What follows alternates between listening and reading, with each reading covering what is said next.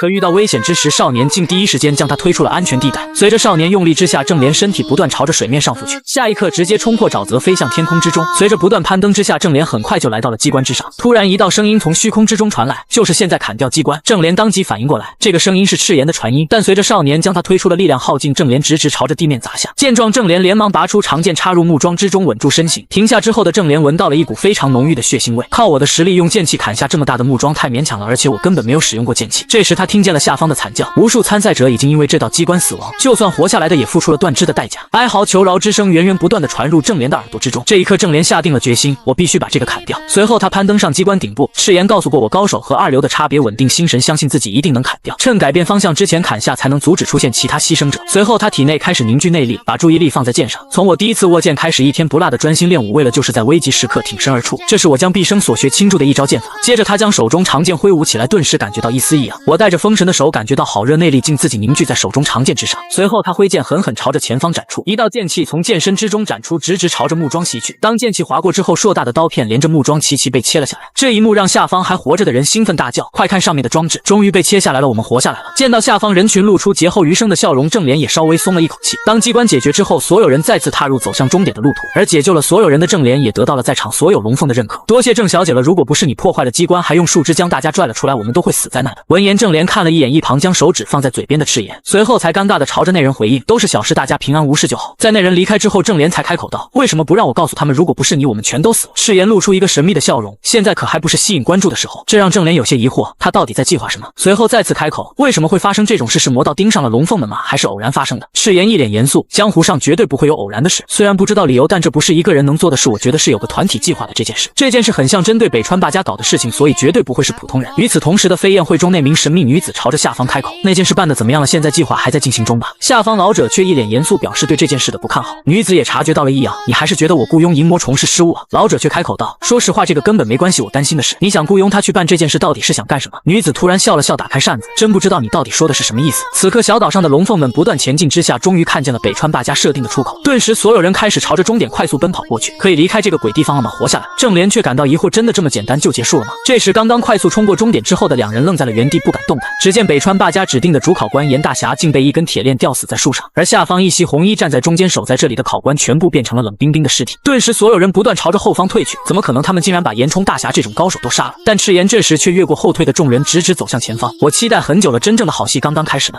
在江湖中采摘了万千少女的银魔虫怎么都没想到，他只是看中了一个平平无奇的少女，竟引来了就连神仙都救不了的杀身之祸。银魔虫勉强接下少年一掌之后，也是无比震惊。你拥有了这个年龄不该有的武功，你为什么还要参加龙凤宴？少年咧嘴一笑，掌中力量却丝毫没有减弱，看来你还是有些眼力。下一刻，银魔虫内力爆发而出，挥舞起手中武器到处乱砸。看到四周石块不断从上方坠落，郑莲连忙将晕倒的两人拉起。再这样下去，这座山会倒塌的，得赶紧出去，不知道赤炎怎么样了。而与此同时，银魔虫也有同样的疑惑，看着眼前黑漆漆的一片，那个混蛋到底跑哪里去了？突然，赤炎一个闪身，瞬间从银魔虫身后出现。但银魔虫好歹也是江湖中顶尖强者，在意识的加持下，还是躲过了这一击。随后挥舞起手中锁链，锁链当即缠绕在赤炎手臂之上。接着一个跳跃，连忙和赤炎拉开距离，而锁链已然将赤炎手臂缠住。你竟敢在我的脸上留下伤口，这会吓坏那些女孩子。赤炎这时也毫不示弱，一个翻身将锁链拉住，接着来到后方墙壁，紧接着借着墙壁之上的力量蹬出一脚，重重的踢在银魔虫脸上。猝不及防之下，银魔虫直接被赤炎踢得口吐鲜血。反应过来之后，银魔虫再度跳跃，直直的朝着赤炎袭去。赤炎见状，手掌一挥，直接将银魔虫伸来的手掌打开。两人顿时站在一起，不断交手，让山洞之中出现许多碎裂的石块。郑莲看着远处激烈交战的两人，无比震惊，他们两个到底有多强？我以前虽然知道赤炎有很强的功力，但没想到他竟能和成名已久的银魔虫打这么久。银魔虫此时内心也是叫苦连天，该死，那个人也没说这座岛里面有这种高手，而且他才10几岁，怎么会有如此功力？只见这时赤炎双掌汇聚内力，朝着前方一拍，银魔虫当即明白过来，想要比拼内力吗？银魔虫见状，好胜心也起来了，既然如此，让我看看你小小年纪有多深厚的内功。两人掌心碰撞在一起时，周围顿时出现一股强大的气流，朝着山洞周围扩散。银魔虫这时嘴角露出了笑容，真是一个年轻的蠢货，不管他有多强，但也只有10几20岁而已。难道他认为能够打败我这个吸收了万千少女阴气的人吗？可随着两人内力不断汇聚，银魔虫当即发现了异样，这家伙怎么坚持了这么久，内力没有丝毫减弱？而这时在两人内力不断碰撞之下，山洞开始剧烈晃动起来，洞顶上的石块缓缓地出现一道道裂缝。看到这一幕的郑莲暗道不妙，这山洞真的要塌。随着一声巨响轰然出现，整座山洞当即4分5裂，月光也随之洒落在两人身上，上方石块还在不断坠落。一旁观战的郑莲当即拉着昏迷的两人往山洞边缘靠去，可站在山洞中央的两人任凭石块如何坠落都纹丝不动。赤炎这时终于开口，你就为了这么点力量就伤害了那么多人？下一刻赤炎手掌内力汇聚，轰的爆发而出，将银魔虫直接砸了出去。在强大的内力攻击之下，银魔虫直接被砸入墙壁之中，口吐鲜血。发生了这一幕让银魔虫无比震惊，他为什么这么强，内力比我高了这么多？随后他看向一旁护着昏迷着的两人的郑莲，现在看来我别无选择，只能先抓一个人质了。接着手中锁链出现，直直的朝着郑莲所在的方向袭去。猝不及防之下，郑莲根本避无可避，只能眼睁睁看着锁链逐渐逼近他。忽然这时一道剑鸣声响起，周围出现阵阵哀鸣声，而银魔虫手中的锁链当即破碎。下一刻赤炎手持地狱刀瞬间出现在银魔虫身后。赤炎给了郑莲一个放心的眼神，接着说道：“闭上眼睛。”顿时一道环绕着血红色刀气的光芒狠狠朝着地面砸下，银魔虫连忙快速朝着后方退去。那个是什么鬼东西？仅仅是出鞘的一瞬间，我就感觉到了死亡在逼近。赤炎并不打算给银魔虫考虑的时间，一刀再次挥出，将他手臂砍断。看到银魔虫还在不断向山林之中逃跑，赤炎挥舞起地狱刀，逐渐向他逼近。你在跑什么？跑得出去吗？随后一刀再次斩出，瞬间将银魔虫胸膛撕裂，失去双手加上腹部受到严重伤害，银魔虫已是强弩之末。但下一刻地狱刀再次挥舞，银魔虫再次失去一臂一腿，接连受到断肢之痛的银魔虫不断哀嚎求饶。赤炎却面若寒霜，一刀横斩，朝着银魔虫头颅而去，挨下最后一刀，银魔虫下半身如喷泉似的喷出鲜血，倒地不起。少年只是拔出了身后的地狱刀，整个山洞都像进入到地狱似的，血红色的刀光不断闪现，而少年也成为了一个只知道杀戮的机器。就连江湖闻名的顶尖高手银魔虫也死于刀下。看到满地的血液，闻声赶来的手下大惊失色，这里到底发生了什么？然而当他们仔细探查起来，才发现江湖中臭名昭著了10几年的银魔虫此刻已然尸首分离。小子，这难道是你干的，还是你有其他帮手？这时赶来的几人手中立刻手持武器，开始戒备四周，却不料下一刻前方少年一剑斩下，直接将其中一人拦腰斩断，鲜血就如喷泉似的向山洞四周洒下。接着不给后方几人丝毫机会，手中长剑不断挥舞，随着一道道剑光闪过，每一道剑光都收割掉一条生命。当少年最后一刀落下，整个山洞中的杀戮也走向了尾声。看到这一幕的郑莲整个人呆愣愣的看着前方挥舞着屠刀的少年，而此时停下手中动作的少年浑身沾满了鲜血，脚下的尸体也是堆积如山。他真的还是我认识的那个赤炎吗？经过一番挣扎后，郑莲还是缓缓朝着前方开口：“那个赤炎。”可当赤炎转头看向他时，却将他吓了一大跳。只见此刻的赤炎眼神中泛着红光，身体四周充满了杀气。突然赤炎连忙将杀气收敛起来，露出笑容：“我都跟你说了，让你闭上眼睛。我如果拔出地狱刀的话，会控制不住自己杀戮的欲望。现在我还没将地狱刀完全征服，所以拔出它后，我的性格会有所改变。不过我一直使用它的原因，是因为这是我母亲曾经的武器。”闻言，郑莲一愣，江湖中真的有这么可怕的武器吗？赤炎还在继续说道：“我背后还有一把剑，名叫君子剑，它是我父亲的兵器，但我要用我母亲的武器来称霸天下，所以我不会拔出那把剑。”此言一出，让郑莲一愣，为什么要背着一把从不出鞘的剑，而且那还是父亲的武器？这时的赤炎才询问道：“没有被刚才的一幕吓到吧？”郑莲思考了一会，回答道：“没有，不管你是什么样子，那都是你。”从山洞出去之后，无数龙凤上前感谢：“多谢少侠了，要不是少侠，我们都死在这了。这份恩情我等至死都不会忘掉。”然而收到感谢的却是刚才挨揍的南岳连继承人杨明，这让杨明感到不可思议，这到底是怎么一回事？在洞穴里睁开眼一看，就发现银魔虫一等人全死了，我的手里还拿着一把沾满鲜血的长剑，而赤炎还在一旁助攻。我当时一进去就睡着了，但是醒来一看，别说是银魔虫了，就连他的手下都死完了。不过思考一番之后，他还是认为这件事还是有可能的。难道是爷爷在我的体内留下了某种很可怕的武功？真是谢谢您了，爷爷这么为我着想。这时的重庆第一美女却并没有与他们掺和在一起，而是愣愣地看着一旁的两人。她非常了解杨明这个人，对方根本没有这个武功能杀死银魔虫。郑莲走到一旁后开口，没想到杨少侠真的会承认是他本人干的。赤炎却非常自信，这当然了，名利双收的机会谁都不会放过。这让郑莲有些疑惑，名利双收真的有这么重要吗？与此同时，外界收到消息的各大势力派遣的船只已经赶到小岛中。赤炎看着水面上的船只，经过了这次的事件，江湖中又会刮起一场腥风血雨。不过龙凤宴终究还是中断了。此刻的南岳连手下汇报道，没想到公子竟然干掉了银魔虫，救下了那些龙凤，公子真是不可限量，干成了一件足以闻名江湖的大事。南岳连的家主却否定道，不是他做的，那孩子如今的武功对付不了银魔虫。我听说我们当初在酒馆遇到的那个小子也参加了龙凤宴，会是他干掉了银魔虫吗？这个想法虽然有点不真实，但是不知道为什么我有一种预感，不管怎么样他都和这件事有些关联。你去秘密调查一下吧，别惊扰了其他人，先装作不知道。不过策划这件事的幕后黑手还真是胆大妄为，竟敢对龙凤宴出手。看来这次天龙大战会非常有趣啊，大战一触即发。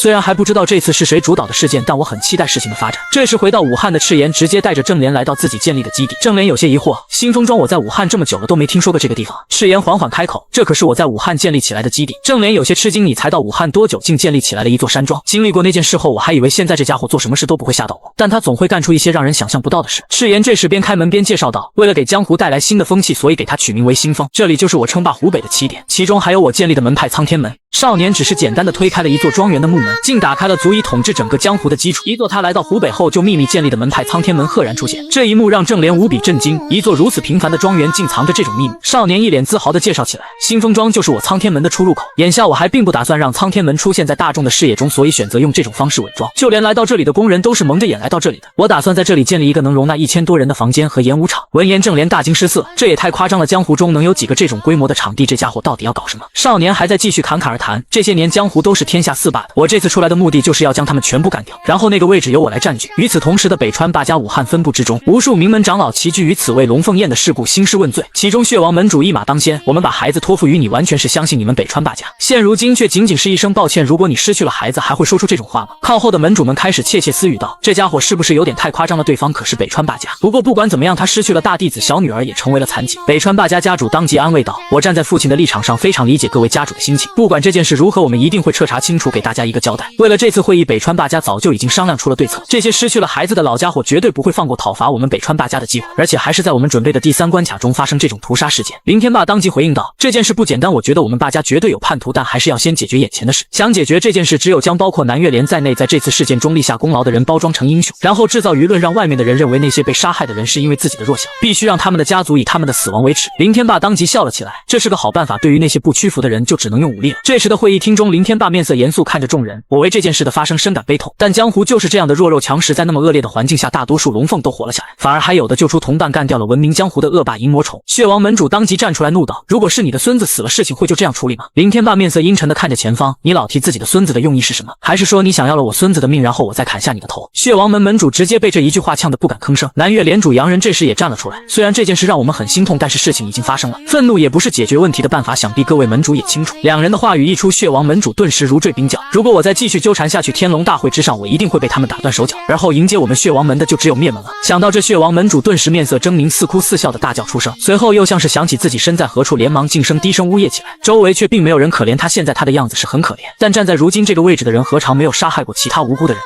这个江湖最终的道理只有一个，那就是弱肉强食。在场的所有人很清楚一件事，如果血王门主没有取得北川霸家的原谅，那么这次将会是这些人最后一次在这种会议上看见他。与此同时的山林之中，赤炎带着正莲走在路上，这座山上面还有一个名叫封山寨的绿林组织，以收保护费的名义抢夺百姓财产。我这次带你来的原因就是处理他们。听闻处理2字，正莲浑身颤抖，顿时想起了当初赤炎对那些人的屠杀，接着连忙上前，那绿林之中应该也有善良之人吧，就全部处理吗？赤炎却不认同，已经成为土匪了，就没有善良不善良之别了。善良的人不会去杀人抢钱，现在他们已经犯下了错误。此刻山上的土匪也发现了上山的2人，当即拔出了武器。这丫头还挺好看了，我们刚好可以享受享受。下一刻施展出轻功长刀，直直的向着赤炎的脖子上砍去。赤炎丝毫不朝后方看去，手掌伸出，直直的将长刀握住，接着砸向后方。后方赶来的土匪顿时被吓得不敢上前。赤炎下一刻出现在那名土匪面前，也不一定要杀人，将他们从这座山上赶走就行了，这里可是我的基地。2人顿时在山寨之中与这些土匪打斗起来。赤炎一边战斗一边指导着正莲，感受到他们的杀气了吗？犹豫的话你就死定了。闻言，正莲的攻击越来越重，几乎就要将这些山贼打得无力动弹。2人就如闲庭信步似的就将这些山贼解决。突然一道光芒朝着正莲袭去，还没结束呢。正莲见状连忙拔出长剑将那东西斩断，却发现只是一个袋子。霎时间无数粉末在正莲面前散开，一道人影这时也从屋内走了出来。你们2个人就将这里搞成这样了，武功不一般啊！但这个世界并非所有事都能用武功解决的，刚才那个可不是普通的毒药，其中还掺杂着春药。现在你马上就会身子发烫，到处找男人解决生理需求了，如果不和男人交合就会七窍喷血而死。正莲顿时一脸惊恐，这些人太不像话，怎么能用这种药？赤炎却笑了起来，不用担心，男人在这里呢。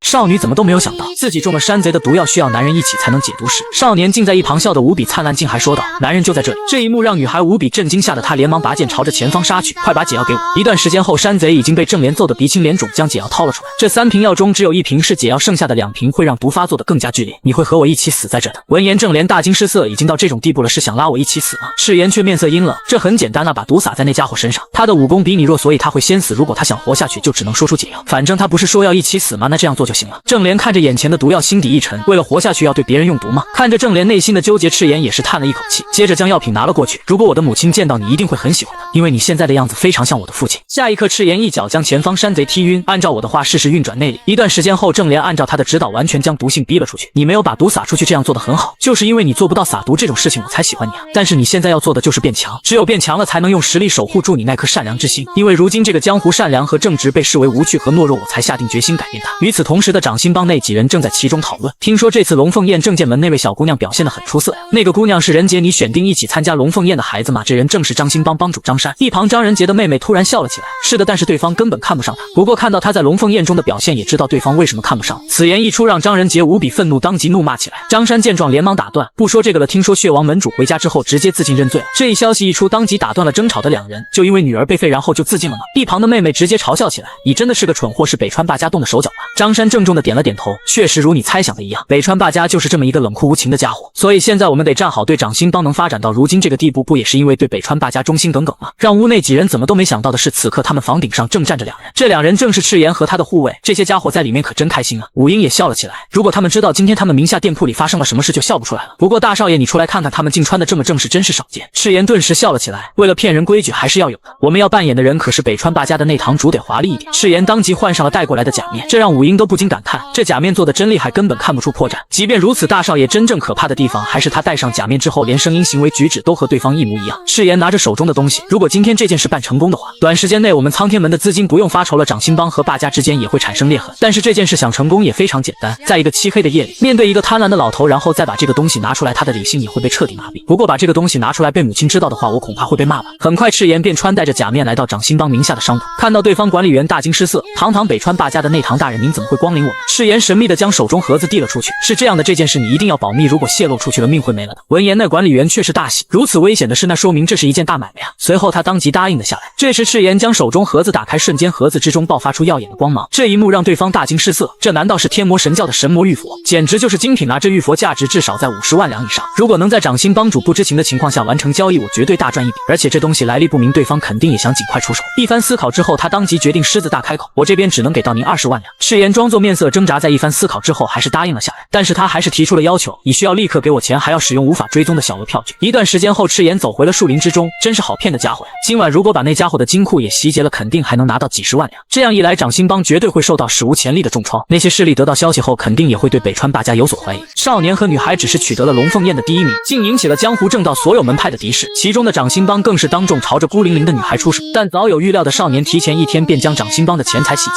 得到消息的掌心帮主张山大惊失色，我们的宝库竟然被盗！昨晚与少年交易的掌柜正跪在下方。是的，今天我们打开金库一看，所有机关都被破坏了，里面的古董和现金都不见了。不过我们也发现了昨天出现的异常，北川霸家派了内堂堂主来访，并且还拿出了传说中的神魔玉佛交给我们。张山当即敏锐地察觉到了奇怪之处，竟然托付了这种宝物，而且同一天财物和钱全部被盗，真的是巧合吗？难道是这个掌柜自导自演，但是他没有胆量做到这种地步？而且那个内堂堂主我认识，他不会这么鲁莽，那就只有最后一种可能了，是北川霸家策划了这件事。这段时间在武林中我们互相扶持，保持着密切的关系，怎么突然就干出这种事了？这时一道身影直接闯入了房间之中，大喊起来，帮主大人，大事不好了，铁匠铺遭到袭击了。闻言张山顿时震怒，你们都是废物吗？这么重要的东西你们也敢弄丢？与此同时，一条山间小道之中，一辆马车满载着兵器朝着前方行驶，赤炎正坐在其中，没想到掌心帮的铁匠铺竟然能制造出这么好的武器，好像听说这些可都是要交付给北川霸家的武器。如今我还在铁匠铺留下了北川霸家的痕迹，这下狗咬狗有好戏看了。武英也不禁赞叹少年，是啊，他们也不敢直接去质问北川霸家，而且今天晚上可就要举办龙凤宴的颁奖典礼，在没能得到确定答案这一段时间，张山就会不断猜疑和胡思乱想。颁奖典礼今年那些获得奖励的是立下大功的人对吧？破坏机关的郑小姐以及杀了银魔虫的杨昌。虽然郑莲上次和我说过这件事不是他做的，但成为凤凰对郑剑门也是一大助力。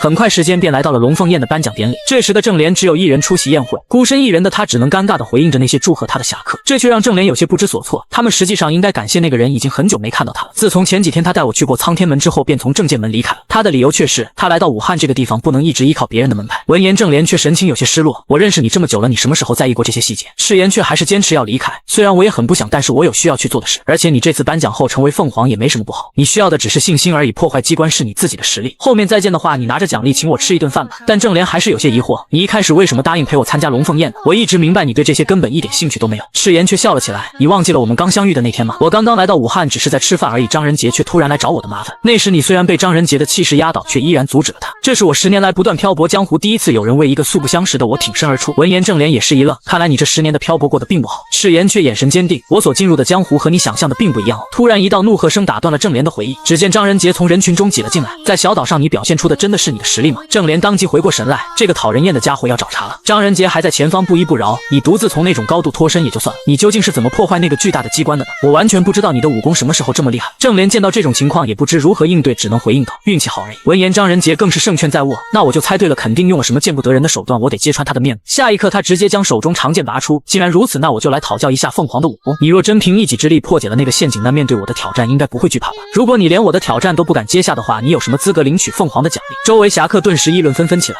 我也挺好奇的，当初那种局面是怎么破坏机关的？张仁杰更是给郑莲扣下了一个大帽子，你们郑剑门不会是和那些恶徒勾结了吧？龙凤宴之前你一直在和一个可疑的人在一起，但是今天他却没有来。这时不善言辞的郑莲当即拔出长剑，好啊，如果你想比武我就奉陪。下一刻张仁杰瞬间从原地消失，长剑直直的朝着郑莲斩下，郑莲只是稍微一个闪躲便躲掉了攻击，这一幕让张仁杰有些惊讶，我根本不给他机会偷袭，他竟然能躲。还不等他有所反应，郑莲长剑直直的朝着张仁杰斩去。一剑过后，张仁杰的脸上当即被长剑划出一道口子，顿时全场寂静，只有张仁杰长剑从手中脱落掉在地上发出的响声。郑莲却是帅气的将长剑一收，现在可以了吧？周围侠客当即讨论起来，仅仅是一剑，要是认真起来，张仁杰根本不是对手，真是太丢人了，出来挑衅了这么久，却是这种结果。张山也在人群后面愤怒的看着这一幕，竟然敢在这么多人面前让我们掌心帮丢脸，而他的后方郑剑门的门主正被北川霸家家主拉着夸奖郑莲。听到这些的张山如坠冰窖，从钱财和铁匠铺被盗开始，我就觉得可疑。如今北川霸家家主对正剑门门主这种态度，多半是觉得正剑门声望高了，想抛弃我们。正剑门和那个小丫头今天晚上要将他们一并解决掉。这时的赤炎却完全不知道龙凤宴发生的事还在自己的苍天门中，换了地方总有些睡不着呢，心底还有些不安。少年怎么都没想到自己只是离开女孩几天，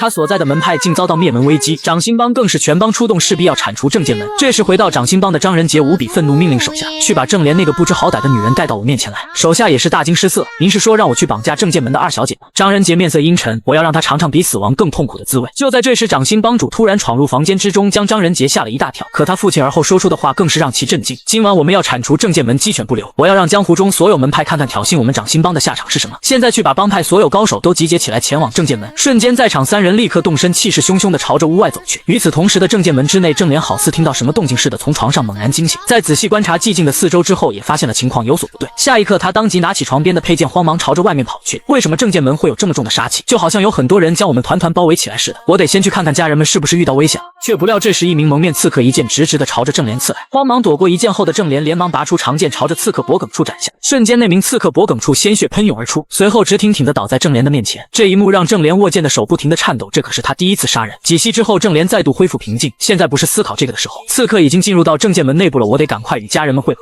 与此同时的苍天门内，赤炎还是有些心神不宁地看着天空，后方突然传来武英的大叫，出事了，我们雇来监视正剑门的人传来消息，现在有几十个武林高手汇聚于门前围攻那里，得赶快过去，不然的话正剑门很有可能会被灭门。与此同时的正剑门之内，正莲孤零零一人对抗着几十名黑衣人，随着正莲的每一次挥剑便会带走一名黑衣人的生命，不断的杀戮之下，正莲的神情也逐渐麻木起来，一袭白衣也被这些黑衣人的鲜血染红，虽然体力逐渐不支，但他还是尽力的站在前方，只因他的后方还有需要他所保护的家人。前方黑衣人的领头者也赶到了此处战场，你这个小丫头还挺厉害的嘛，难怪公子会看上你，但是你觉得就凭你一个人还能撑多久？你一个人能保护好后方的那些家人吗？看看你的姐姐和母亲，他们现在还能做些什么？闻言正莲却丝毫没有动摇，现在必须靠我坚持住，父亲为了保护家人受伤了，现在正剑门能站出来的人只有我一个。前方黑衣人还在不断诱导着正莲，如果你们现在向我们投降的话，可以选择饶你们一命，但还是执迷不悟的话，就别怪我们不手下留情了。这时的正莲却突然想起了曾经赤炎和他说的话，难道你会相信这些人说的话吗？这仿佛就像赤炎在他身边说的似的，但是如今站在这里的人只有我一个人，他已经离开了正剑门，就算是得到消息赶过来也来不及吧。如今我必须独自撑起正剑门，这是我们门派自己的事。下一刻正莲当即挥舞起满是鲜血的长剑，直直的朝着前方黑衣人斩去，却不料后方领头者忽然从一旁偷袭，将正莲手中长剑击落，随后朝着一旁的黑衣人命令道，只留下这个女孩，其他人全杀掉，不留活口。几名黑衣人当即挥舞起武器，直直的朝着后方倒地的妇孺砍去，但挥舞过后却并没有出现鲜血喷涌的情况，竟是正莲单手伸出，直接将袭来的长剑紧紧握住。这一幕让黑衣人无比震惊，你是什么人，竟然能徒手接剑？只见当初赤炎送他的手套不断散发出耀眼的光芒，而下一秒正莲顿时口吐鲜血，直接倒地不起。这手套太消耗内力了，我的内力根本无法支撑他的使用，如果我能够像他说的内力再强一点的话，也不会遇到这种危机吧。这时的黑衣人怒气冲冲的挥舞起长剑，朝着下方砍下，你这丫头去死吧！突然这时一条由内力组成的巨龙直直的朝着黑衣人袭去，仅仅是一闪而过，那黑衣人瞬间被巨龙吞噬化作血雾。这一幕让周围所有黑衣人大惊失色，这是什么东西？看到这一幕，正莲的眼眶之中竟源源不断的涌出泪水。只见赤炎直挺挺的站在正莲面前，浑身散发着杀气，但这时的他还是温柔的朝着正莲询问道，受伤严重吗？正莲泪水当即夺眶而出，看着保护着他的少年，我没事。